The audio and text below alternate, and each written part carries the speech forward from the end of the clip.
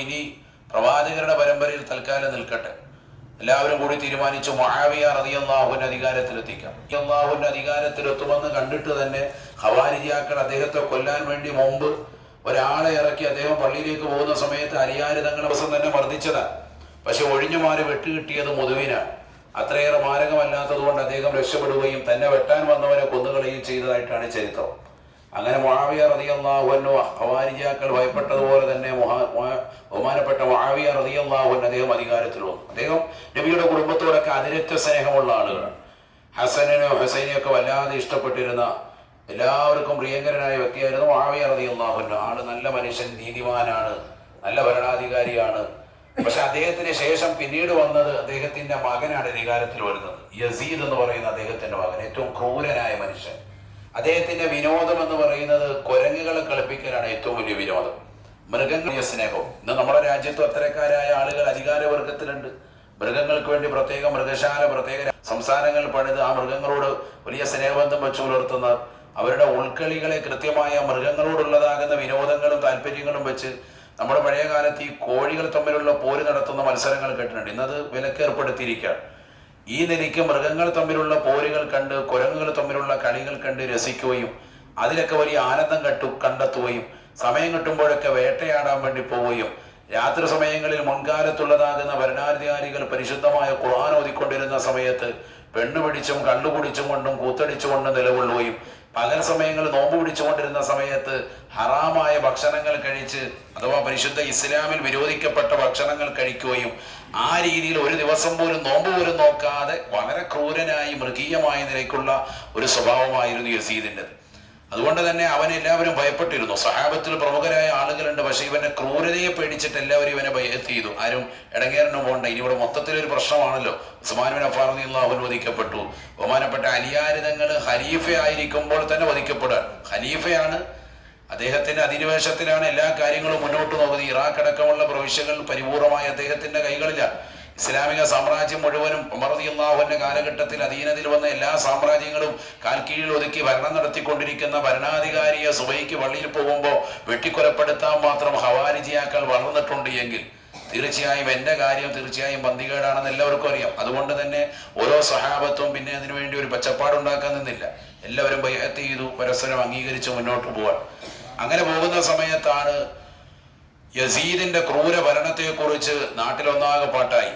ഷാമൊട്ടാകെ അടക്കി ഭരിക്കുന്നതാകുന്ന ഇവൻ, ഇസ്ലാമിക രാജ്യങ്ങളിലൊട്ടാകെ അടക്കി ഭരിച്ചുകൊണ്ട് നിലകൊള്ളുന്നവൻ, അവന്റെ ക്രൂര വിനോദങ്ങൾ ഇറാഖിലുള്ളതാകുന്ന പാവപ്പെട്ട ജനതകൾക്ക് വല്ലാതെ പ്രയാസമുണ്ടെന്ന് അറിയിച്ചുകൊണ്ട് ഇവിടുത്തെ കൂഫയിലെ ആളുകൾ, നമ്മൾ ഇന്നലെ പോയിട്ടുള്ളതാകുന്ന കൂഫ ദേശത്തുള്ള ആളുകൾ, ബഹുമാനപ്പെട്ടതാകുന്ന ഹുസൈൻ റളിയല്ലാഹു അൻഹു, അദ്ദേഹം ഉണ്ടല്ലോ, ഹസനാണ് മരണപ്പെട്ടു പോയത് റളിയല്ലാഹു അൻഹു, കത്തയക്കുക. കത്തയച്ചിട്ട് പറഞ്ഞ് നാട്ടിൽ വരണം, ഞങ്ങളിവിടെ വല്ലാത്ത പ്രശ്നമാണ്, ഇവിടെ എല്ലാ ആഭ്യന്തര കലാപം ഉണ്ടായിരിക്കുകയാണ്, ഇവിടെ ഞങ്ങളുടെ എല്ലാ നന്മകളും നഷ്ടപ്പെട്ടു പോയി. നിസ്കരിക്കാൻ പോകുന്നവർക്ക് കൃത്യമായിട്ട് നിസ്കാരം നടക്കുന്നില്ല, റമദാനിലെ നോമ്പ് പോലും ഇവിടുത്തെ ഭരണാധികാരി പിടിക്കുന്നില്ല, ക്രൂര വിനോദമായിട്ട് പോവാണ്. ഇസ്ലാമിക രാഷ്ട്രം എന്നുള്ളത് ആ രാഷ്ട്രത്തിൻ്റെതാകുന്ന ഒരു നന്മകളും ഇല്ലാത്തതിലേക്ക് മുൻഗാമികൾ ചെയ്തു വെച്ചിട്ടുള്ള എല്ലാ നന്മകളും നിഷ്ഫലമാക്കി. പ്രവാചകൻ കൊണ്ടുവന്ന എല്ലാ നന്മകളും ഇല്ലാതാക്കി. അബൂബക്കർ സിദ്ദീഖ് തങ്ങൾ യാഥാർത്ഥ്യമാക്കിയ സക്കാത്തിന്റെ ഭാഗങ്ങളൊക്കെ നശിപ്പിച്ചു. ബഹുമാനപ്പെട്ട ഉമർ റളിയല്ലാഹു അൻഹു കൊണ്ടുവന്ന ഇസ്ലാമിക രാഷ്ട്രങ്ങളുടെ എല്ലാ നന്മകളെയും പരിപൂർണമായി അവൻ ഇല്ലാതായിക്കൊണ്ടിരിക്കുകയാണ്. ക്രൂര വിനോദമാണ് നടത്തിക്കൊണ്ടിരിക്കുന്നത്. അതുകൊണ്ട് നിങ്ങൾ വന്ന് അധികാരത്തിലേറ്റാൽ ഞങ്ങൾ എല്ലാവരും നിങ്ങളെ ബൈഅത്ത് ചെയ്യാൻ റെഡിയാണ്, നിങ്ങൾ വരുമോ എന്ന് ചോദിക്കുകയാണ്. കത്ത് പല പ്രാവശ്യമായി, നൂറുകണക്കിന് കത്തുകളായി, അത് ആയിരക്കണക്കിന് കത്തുകളായി ദിനേന കത്തുകൾ വന്നുകൊണ്ടിരിക്കുന്നു. ഓരോരുത്തരും കൊണ്ടുവരുന്ന ഈ കത്തുകൾ വായിച്ച ഹുസൈൻ റളിയല്ലാഹു അൻഹു അവസാനം കരച്ചിലായി. അദ്ദേഹം ആളുകളോട് തന്നെ പറയാൻ തുടങ്ങി, സ്വഹാബത്തിൽപ്പെട്ട പ്രമുഖരോട്, എന്ത് ചെയ്യണം, ഞാൻ പോവുക തന്നെ ചെയ്യാണ്. കാരണം ആ നാട്ടിലുള്ള ആളുകൾ അത്രയേറെ പ്രയാസപ്പെടുന്നുണ്ട്. നാട്ടിലെ സമൂഹത്തിൽ അക്രമം ഉണ്ടാകുമ്പോൾ അതിനെതിർക്കാതെ നിലകൊണ്ടാൽ സമൂഹത്തിലുള്ള മുഴുവൻ ആളുകൾക്കും അതിന്റെ വിപത്തുണ്ടാകുമെന്നാണ് എൻ്റെ വല്യുപ്പ സയ്യിദുനാ റസൂലുള്ളാഹി സ്വല്ലല്ലാഹു അലൈഹി വസല്ലം തങ്ങൾ പറഞ്ഞിട്ടുള്ളത്. ആ ഹദീസ് നിങ്ങൾക്കൊക്കെ അറിയാമല്ലോ. അതുകൊണ്ട് ഞാൻ എന്തായാലും പോകാൻ വേണ്ടി തീരുമാനിക്കുക എന്ന് പറഞ്ഞപ്പോൾ സ്വഹാബത്തിൽപ്പെട്ട ധാരാളം ആളുകൾ എതിർത്തു, പോകരുതെന്ന് പറഞ്ഞ് ശക്തമായി എതിർത്തു. പക്ഷേ ഈ നാടിന്റെ നന്മ ഉദ്ദേശിച്ച് ഇത്രയും ആളുകൾ തന്നോടൊപ്പം നിൽക്കാൻ തയ്യാറാകുമെങ്കിൽ ക്രൂരനാകുന്ന യസീദിനെ തൽക്കാലം മാറ്റി നിർത്തിയിട്ട് ഇൻഷാ അല്ലാഹ് ജനങ്ങൾ മുഴുവൻ ഉണ്ടല്ലോ, കൂഫക്കാർ മുഴുവനും തന്നോടൊപ്പം ഉണ്ട്, പോകാൻ വേണ്ടി തയ്യാറായി. അപ്പൊ സ്വഹാബത്തിൽപ്പെട്ടവർ പറഞ്ഞു, പോകുന്നതിന് മുമ്പ് ഒരു ദൂതനെ അയച്ചു നോക്കുക, കാര്യങ്ങളൊക്കെ കറക്റ്റാണെന്ന് അറിയാൻ. അങ്ങനെയാണ് ബഹുമാനപ്പെട്ടവർ പിതൃ സഹോദരന്റെ പുത്രൻ ബഹുമാനപ്പെട്ടതാകുന്ന അലിയാര് തങ്ങളുടെ സഹോദരനാകുന്ന അഖീലിന്റെ മകൻ മുസ്ലിമിനെ ഉഖൈൽ റളിയല്ലാഹു അൻഹുവിനെ ഈ നാട്ടിലേക്ക് അയക്കുന്നത്. ചുരുക്കി പറയട്ടെ, അദ്ദേഹം ഈ നാട്ടിലേക്ക് വന്നു. വരുന്ന വഴിക്ക് തന്നെ ആളുകളൊക്കെ വലിയ സ്വീകാര്യം നൽകുന്നത് കണ്ടു. എല്ലാവരും വരാൻ വേണ്ടിയാണ് പറയുന്നത്. അദ്ദേഹം ഈ നാട്ടിലേക്ക് എത്തിയാൽ ഉടനെ വേഗം തന്നെ കത്ത് വിട്ടു, ഫാക്സ് അയച്ചു. അപ്പൊ അദ്ദേഹം വരുമ്പോൾ അദ്ദേഹത്തിന് 2 മക്കൾ ചേർന്ന് നിൽക്കുകയാണ്, മുഹമ്മദ് ഇബ്രാഹിം എന്ന് പറയുന്ന 2 മക്കൾ. കാരണം വാപ്പ ഒരു നാട്ടിലേക്ക് പോവാൻ വലിയ സ്വീകാര്യത കിട്ടും, ആ നാട്ടിലുള്ളൊരു അംഗീകാരം കിട്ടും, വലിയ മേൽക്കോയ്മ കിട്ടാൻ പോവാൻ. അവിടേക്ക് ഇൻഷാ അല്ലാഹ് ഞങ്ങളുടെ കുടുംബത്തിൽപ്പെട്ട ഹുസൈൻ റളിയല്ലാഹു അൻഹു തന്നെ അവിടേക്ക് വരികയാണ്, അധികാരമേൽക്കാൻ പോവാൻ. ഒരു രാജാധികാരത്തിന്റെ പ്രൗഢി തനിക്കും തന്റെ കുടുംബത്തിനും വന്നു ചേരുമെന്നുള്ള കണക്കുകൂട്ടലിലാണ് മുസ്ലിമിന് ഉഖൈൽ റളിയല്ലാഹു അൻഹു അദ്ദേഹത്തിന്റെ 2 മക്കളെയും ഒരു ടൂർ പ്രോഗ്രാമിന് പോവല്ലേ, റാഹത്തായിട്ട് ദൂതനായിട്ട് പോവാണ് അദ്ദേഹം ഇങ്ങോട്ടേക്ക് വരുന്നത്. അദ്ദേഹം ഇവിടെ എത്തുന്ന വിവരം കൃത്യമായിട്ട് സിയാദ് അറിഞ്ഞപ്പോൾ അദ്ദേഹം യസീദ് അറിഞ്ഞപ്പോൾ അദ്ദേഹം ഇബ്നു സിയാദ് എന്നറിയപ്പെടുന്ന ക്രൂരനായ ഒരു ഗവർണറെ കൂഫയിലേക്ക് നിശ്ചയിക്കാൻ. അതുവരെ കൂഫയിലെ ഗവർണർ ആയിരുന്നത് നുഅ്മാൻ ഇബ്നു ബഷീർ എന്ന് പറയുന്ന വ്യക്തിയാണ്. ആ നുഅ്മാൻ ഇബ്നു ബഷീർ എന്ന് പറയുന്ന നല്ല സ്വാലിഹായ മനുഷ്യനാണ്, ദീനീ ബോധമുള്ള, പ്രവാചക കുടുംബത്തെയൊക്കെ ബഹുമാനിക്കുകയും ആദരിക്കുകയും ഒക്കെ ചെയ്യുന്ന മനുഷ്യനാണ്. അദ്ദേഹത്തെ കൂഫയിലെ ഗവർണർ സ്ഥാനത്ത് നിന്ന് വേഗം നീക്കിയിട്ട് അവിടെ ഇബ്നു സിയാദ് എന്ന് പറയുന്ന വളരെ മൃഗീയമായ ക്രൂരമായ ഒരു മനുഷ്യനെ കൊണ്ടുവന്ന് പോസ്റ്റ് ചെയ്യാൻ. അവരാണ് ഏറ്റവും വലിയ പ്രശ്നക്കാരൻ. ഈ വിഷയങ്ങളൊക്കെ ഉണ്ടാക്കിയത് ഇബ്നു സിയാദ്. ഈ ഇബ്നു സിയാദിനെ കൊണ്ടുവന്ന് അവിടെ കൊണ്ടുവന്ന് പോസ്റ്റ് ചെയ്യുന്നു. യസീദിൻ്റെതാകുന്ന പൊരുത്തക്കേടാണ്. പക്ഷെ കാലം അതിനുവേണ്ടി ഒരു സമയം കുറിച്ചു വെച്ചിട്ടുണ്ടല്ലോ. ഏത് വ്യക്തിക്കും മരണം അല്ലാഹു സുബ്ഹാനഹു വ തആല സുനിശ്ചിതമാക്കിയിട്ടുണ്ട്. ബഹുമാനപ്പെട്ട ഹുസൈൻ റളിയല്ലാഹു അൻഹു ഇതൊന്നും അറിയുന്നില്ല. അദ്ദേഹം ഈ കൂട്ടുകാരനെ അയച്ചു, തന്റെ പ്രിയപ്പെട്ട ബന്ധുവിനെ അയച്ചു. മുസ്ലിം റളിയല്ലാഹു അൻഹു ഈ നാട്ടിലെത്തിച്ചേർന്നു.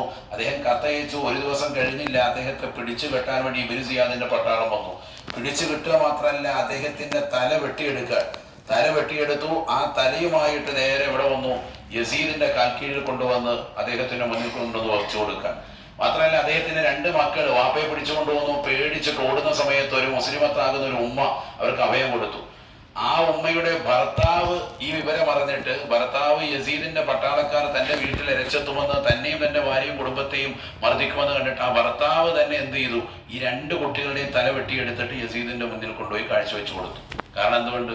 തനിക്കും കുടുംബത്തിനും യാതൊരു പ്രശ്നം ഉണ്ടായിരുന്നു, പോറിലേക്ക്. അങ്ങനെയാണല്ലോ മനുഷ്യൻ എപ്പോഴും അവന്റെ സ്വന്തത്തെ കാര്യം വലിയ മുൻപന്തിയിലാണ്, അവന്റെ സ്വന്തം മുറുകെ പിടിക്കുന്ന അവസ്ഥയിലാണ്. എനിക്കും എന്റെ കുടുംബത്തിനും എപ്പോഴും സംരക്ഷണം. അന്യന്റെ കുട്ടികൾ അതാരായിരുന്നാലും, പ്രവാചകന്റെ കുടുംബമായിരുന്നാലും അല്ലാതായിരുന്നാലും അവരെ നോക്കേണ്ടതില്ല എന്ന ചിന്ത പൊതുവെ ഉള്ളതാണ്. ആ ഒരു ചിന്താഗതി വെച്ച് പ്രവാചകരെയും അവിടുത്തെ കുടുംബത്തോടുള്ള മഹബത്ത് വിട്ട് സ്വന്തം കാര്യം നോക്കി അദ്ദേഹം ആ 2 കുട്ടികളെയും കൊന്നുകളഞ്ഞു. യസീദിന്റെ കാൽച്ചുവട്ടിൽ കൊണ്ടുപോയി വെച്ചു കൊടുത്തു. ചുരുക്കി പറയട്ടെ, ഇതാ ഹുസൈൻ റളിയല്ലാഹു അൻഹു ഇതൊന്നും അറിയുന്നില്ല. ഇവിടെ നടന്ന കൊലപാതകമൊന്നും അറിയുന്നില്ല. ഇത് നടക്കുന്നത് അറഫാ ദിവസമാണ്. അതിന്റെ തലേ ദിവസം തന്നെ ബഹുമാനപ്പെട്ടവർ നാട്ടിൽ നിന്ന് പുറപ്പെട്ടിട്ടുണ്ട്, മദീനയിൽ നിന്ന് പുറപ്പെട്ടു. പോകുമ്പോൾ സ്വഹാബത്തൊക്കെ വിലക്കി പോകണ്ട. കാരണം സ്വന്തം വാപ്പ അധികാരത്തിൽ ഇരിക്കുമ്പോഴാണ് ആ നാട്ടുകാര് അദ്ദേഹത്തെ കൊന്നുകളഞ്ഞത്. അതുകൊണ്ട് മോൻ പോകുന്നത് അപകടമാണെന്ന് പറഞ്ഞു. ഇപ്പൊ അധികാരം മുഴുവൻ അവരുടെ കൈവശമാണ്, വളരെയേറെ ശ്രദ്ധിക്കണമെന്ന് പറഞ്ഞു. ഈ മരണവാർത്തയൊന്നും അറിയാതെ തന്നെ അവർ വിലക്കിയതാ. പക്ഷെ ഹുസൈൻ റളിയല്ലാഹു അൻഹു ഈ നാടിന്റെ നന്മ ഉദ്ദേശിച്ച് നാട്ടുകാരായ ആളുകൾ ക്ഷണിച്ചിട്ടുണ്ടല്ലോ, ഇത്രയേറെ കത്ത് വന്നിട്ടുണ്ട്. അപ്പൊ എനിക്കൊരു പിന്തുണ ഉണ്ടെന്ന് കണക്കാക്കി ബഹുമാനപ്പെട്ടവർ യാത്ര പുറപ്പെട്ടു. പോകുന്ന വഴിയിലാണ് അദ്ദേഹം അറിയുന്നത്, തന്റെ പ്രിയപ്പെട്ട പിതാവിന്റെ സഹോദരൻ, ബഹുമാനപ്പെട്ട അദ്ദേഹത്തിന്റെ മകൻ മുസ്ലിമിന് ഉഖൈൽ റളിയല്ലാഹു അൻഹു ഇതാ കൊല ചെയ്യപ്പെട്ടിട്ടുണ്ട്. അലിയാര് തങ്ങളുടെ സഹോദരനാകുന്ന അഖീലിന്റെ മകൻ മുസ്ലിം കൊല ചെയ്യപ്പെട്ടിട്ടുണ്ട്. അദ്ദേഹത്തിന്റെ മക്കളെയും കൊല ചെയ്യപ്പെട്ടിട്ടുണ്ട്. ഇത് കേട്ടുകൊണ്ട് വല്ലാതെ വിറച്ചുപോയി ബഹുമാനപ്പെട്ട ഹുസൈൻ റളിയല്ലാഹു അൻഹു. കാരണം യുദ്ധം പൊതിച്ചിരുന്ന ഒരു വ്യക്തിയല്ല. അവരാരും അങ്ങനെ യുദ്ധത്തിൽ വലിയ നൈപുണ്യമുള്ള ആളുകളുമല്ലല്ലോ, സാധുക്കളായ ആളുകളാണ്. ബഹുമാനപ്പെട്ടതാകുന്ന ഹുസൈൻ റളിയല്ലാഹു അൻഹു അദ്ദേഹം വീണ്ടും യാത്ര പിന്നോട്ടടിക്കാമെന്ന് പറഞ്ഞ് നിൽക്കുമ്പോൾ അഖീലിൻ്റെതാകുന്ന മക്കളും, അഥവാ ബഹുമാനപ്പെട്ട അലിയാര് തങ്ങളുടേതാകുന്ന സഹോദരൻ അഖീൽ, അദ്ദേഹത്തിന്റെ മകനാണ് ആര്, മുസ്ലിം റളിയല്ലാഹു അൻഹു. അവരുടെ മക്കളൊക്കെ ഇടപെട്ടിട്ട് പറഞ്ഞു, തിരിച്ചു പോകരുത് നമുക്ക്, കാരണം വാപ്പയാണ് കൊല ചെയ്തിട്ടുള്ളത്, നമുക്ക് പ്രതികാരം ചോദിക്കണം എന്നുള്ള നിലയ്ക്ക് അവരാരിക്കും വർത്തമാനം പറയും. സ്വാഭാവികമാണ്, കുടുംബത്തിൽപ്പെട്ടവർ ചോരയ്ക്ക് ചോര കണക്കാവുന്നവരുണ്ട്.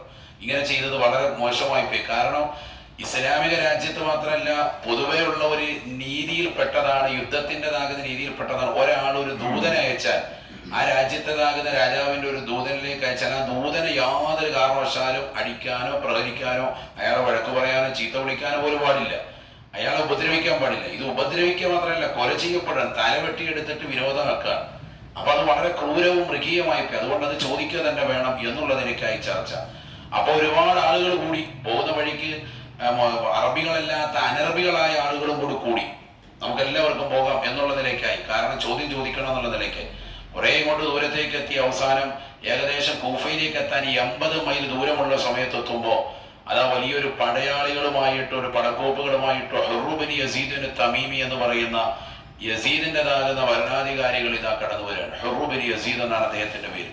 അദ്ദേഹം വന്നിട്ട് ബഹുമാനപ്പെട്ടതാകുന്ന ഹുസൈൻ റളിയല്ലാഹു അൻഹുവിനെ കയ്യാമം വെക്കാൻ വേണ്ടി തുനിയാണ്. അപ്പോൾ ഹുസൈൻ റളിയല്ലാഹു അൻഹു പറഞ്ഞു, കയ്യാമം വെക്കാൻ വരട്ടെ, ഞാൻ വന്നിട്ടുള്ളത് നിങ്ങളുടെ യസീദ്, നിങ്ങളുടെ രാജാതിരാജനായി നിങ്ങൾ വാഴിച്ചിരിക്കുന്നതാകുന്ന ഭരണാധികാരികളുടെ ക്രൂരവും അദ്ദേഹത്തിന്റെ ദീനിയില്ലായ്മയും പറഞ്ഞ് ഈ നാട്ടുകാർ എനിക്ക് കത്തയച്ചിട്ടാണ്. ഈ നാട്ടുകാർ പറയട്ടെ എന്നെ കയ്യാമം വെക്കണം വേണ്ടത്, നാട്ടുകാരോട് ചോദിക്കാം, കൂഫക്കാരോട് നൽകുക. അപ്പൊ ഇദ്ദേഹം പറഞ്ഞു, എനിക്കറിയില്ല, നിങ്ങൾക്ക് അങ്ങനെ ഒരു കത്ത് തന്ന വിവരം എനിക്കറിവില്ല, ഞാനത് അറിഞ്ഞിട്ടുമില്ല. ഞാൻ എന്തായാലും യസീദ് അയച്ചിട്ടുള്ള ഒരു ചാരനാണ്. നിങ്ങൾ ഈ നാട്ടിൽ പ്രവേശിക്കുന്നുണ്ടെങ്കിൽ അതിന്റെ ബൗണ്ടറി കടക്കുന്നതിന് മുമ്പായിട്ട് തന്നെ നിങ്ങളെ പിടിച്ചുകൊണ്ടുവരാൻ എന്നെ ഏൽപ്പിച്ചിട്ടുള്ളതാണ്. പക്ഷെ ഹുസൈൻ റളിയല്ലാഹുവിന്റെ ഈ വാക്ക് അദ്ദേഹത്തിന്റെ ഹൃദയത്തിൽ വല്ലാതെ പതിഞ്ഞു. കാരണം ഞാൻ നിരപരാധിയാണ്, ഈ നാട്ടുകാരെന്നെ കത്തയച്ചിന്റെ പേരിൽ വന്നതല്ല, എനിക്കൊരു അധികാരമോഹം ഒന്നുമില്ല, അങ്ങനത്തെ ഒരു വ്യക്തിയല്ല. നാട്ടുകാർ ഇവിടുത്തെ യസീദിന്റെ ക്രൂര ഭരണം കണ്ടിട്ട് അത് മടുത്തിട്ട് അവർ കത്തയച്ചിന്റെ പേരിൽ ഞാൻ വന്നതാണ്.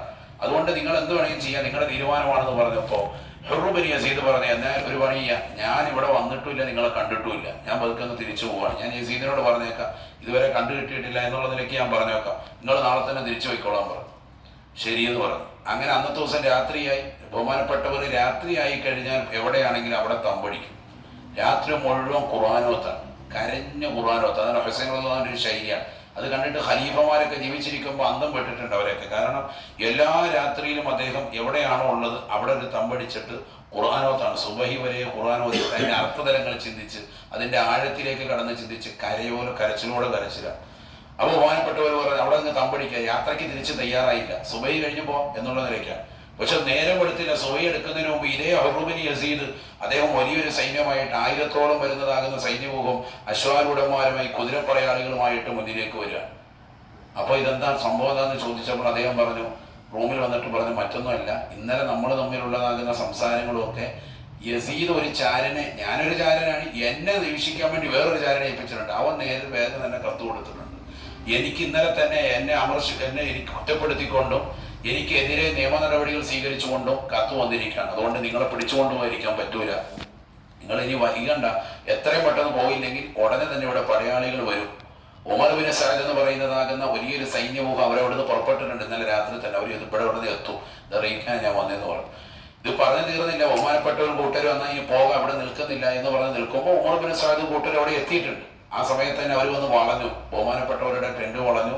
പോകാൻ വേണ്ടി തയ്യാറായി നിൽക്കുന്നവരെ അവർ പിടിച്ചു കെട്ടാൻ വേണ്ടി തുനിയുമ്പോൾ ഉമർ ബിൻ സഅദിനോട് ബഹുമാനപ്പെട്ടവർ വീണ്ടും പറഞ്ഞു, ഉമർ ബിൻ സഅദ് അദ്ദേഹം സേനാനായകനാണ്, അദ്ദേഹത്തോട് പറഞ്ഞു, ഞാൻ തിരിച്ചു പോകാൻ വേണ്ടി തന്നെ തയ്യാറാണ്, റെഡിയാണ്, എനിക്ക് 3 ഓപ്ഷൻ നിങ്ങൾ തരണം. ഞാൻ 3 ഓപ്ഷനാണ് വെക്കുന്നത്. ഒന്നില്ലെങ്കിൽ സ്വഹാബത്തൊക്കെ ചെയ്തതുപോലെ ഞാൻ യസീദിനെ ബയ്യത്ത് ചെയ്തേക്കാം, ക്രൂരനാണ്, അവൻ തന്നെ ഭരിച്ചോട്ടെ, എനിക്ക് വിഷയമൊന്നുമില്ല, ഞാനൊരു യുദ്ധത്തിന് തയ്യാറാകുന്നില്ല. രണ്ടാമത്, ഒന്നില്ലെങ്കിൽ എൻ്റെ സ്വന്തം നാട്ടിലേക്ക് തിരിച്ചു പോകാൻ അനുവദിക്കുക. മൂന്നാമത്തത്, നാട്ടിലേക്ക് നിങ്ങൾ പോകുന്നില്ല, എന്നെയാണല്ലോ ഭയക്കുന്നത്, അഥവാ ഇനി ആ പ്രവാചക പരമ്പരയിൽ മെയിനായിട്ടുള്ളത് ഞാനാണ്, എന്നെയാണ് നിങ്ങൾക്ക് അധികാരത്തിൽ ഭയമുള്ളത് എങ്കിൽ എന്നെ ഏതെങ്കിലും മറ്റുള്ള അനറബ് നാട്ടിലേക്ക് പോകാൻ അനുവദിക്കുക, മറ്റ് രാജ്യങ്ങളിലേക്ക് ഞാൻ പോയിക്കോളാം. ഒന്നില്ലെങ്കിൽ എൻ്റെ സ്വന്തം സ്വദേശത്തേക്ക് പോവുക, അല്ലെങ്കിൽ മറ്റ് രാജ്യങ്ങളിലേക്ക് പറഞ്ഞുകൂടെ അനുവദിക്കുക. ഇല്ലെങ്കിൽ നിങ്ങൾ എന്ത് ചെയ്യുക, യസീദിന് പ്രശ്നത്തിനൊന്നും ഇല്ല, ആ രീതിക്കാൻ നിന്നോളാം എന്ന് പറഞ്ഞു. കാര്യങ്ങളും ഉമർ ബിൻ സഅദിനോട് പറഞ്ഞു. ഉമർ ബിൻ സഅദ് പറഞ്ഞു, അതൊന്നും അംഗീകരിക്കാൻ പറ്റൂല, അതൊക്കെ അദ്ദേഹമായിട്ട് യസീദുമായിട്ട് കൂടിയാലോചിച്ച് വേണമെന്ന് പറഞ്ഞു. ഏതുമായിക്കോട്ടെ, അങ്ങനത്തെ ഒരു ദിവസം, അന്നൊരു ദിവസം അഥവാ ദുൽഹിജ്ജ മുഹറം 9 രാവ് ബഹുമാനപ്പെട്ടവര് രാത്രിയായപ്പോൾ വീണ്ടും പറഞ്ഞു, എനിക്ക് ഇന്നത്തെ ദിവസം ഖുർആനോത്ത് ഇതൊക്കെ ഉള്ളതാണ്, അപ്പൊ യുദ്ധത്തിന് എന്തായാലും തയ്യാറെടുക്കും. ഉമർ ബിൻ സഅദ് പറഞ്ഞു, നേരം വെളുത്ത യുദ്ധമാണ്, 8-ന്റെ അന്ന് രാത്രിയിൽ. അദ്ദേഹം പറഞ്ഞു, ശരി, സമ്മതിച്ചു, രാവിലെ യുദ്ധം തുടങ്ങും, എന്നിപ്പോ രാത്രിയല്ലേ, നമുക്ക് ഖുർആനോത്താൻ ദിക്ർ എല്ലാവരും ഇരിക്കണം. ആ ഉറക്കത്തിൽ ബഹുമാനപ്പെട്ടവര് ഖുർആൻ ഓതി അല്പസമയം മയങ്ങുന്ന സമയത്താണ് ബഹുമാനപ്പെട്ടവർ സ്വപ്നം കാണുക, സയ്യിദുനാ റസൂലുള്ളാഹി സ്വല്ലല്ലാഹു അലൈഹി വസല്ലം. തങ്ങൾ പറഞ്ഞു, മോനെ, അടുത്ത ദിവസം തന്നെ നീ എന്നിലേക്ക് വരും, ഉറപ്പാണ്, നീ അതിനുവേണ്ടി തയ്യാറായി നിന്നോ, മരണം ഉറപ്പിച്ചു കൊടുക്കാൻ. ഹുസൈൻ റളിയല്ലാഹു അൻഹു ഇങ്ങനെ സ്വപ്നം കണ്ട് നിലകൊള്ളുന്ന സമയത്ത് ബഹുമാനപ്പെട്ടവരുടെ സഹോദരൻ, അലിയാർ തങ്ങളുടെ മറ്റൊരു മകനാണ് അബ്ബാസ് റളിയല്ലാഹു അൻഹു. നബി സല്ലല്ലാഹു അലൈഹി വസല്ലം തങ്ങളുടെ പിതൃവ്യനുണ്ട് അബ്ബാസ്, അതല്ല, ഇത് ബഹുമാനപ്പെട്ടവരുടെ തന്നെ സഹോദരൻ, ഹുസൈൻ റളിയല്ലാഹു അൻഹുവിന്റെ സഹോദരൻ, അലിയാർ തങ്ങളുടെ മകനാണ്.